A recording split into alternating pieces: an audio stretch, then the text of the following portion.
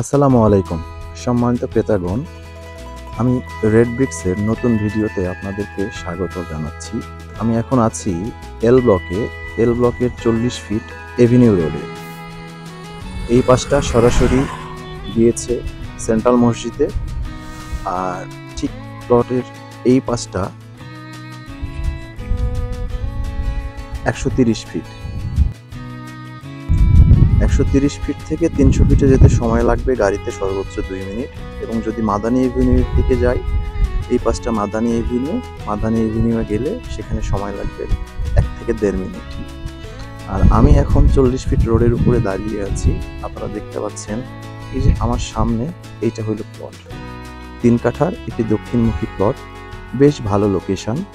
আপনাদের যাদের প্রায়োরিটি লিস্টে একটি দক্ষিণমুখী বড় রোডের পাশে প্লট চাচ্ছিলেন, তাদের জন্য এটি একটি আদর্শ সিলেকশন হতে পারে।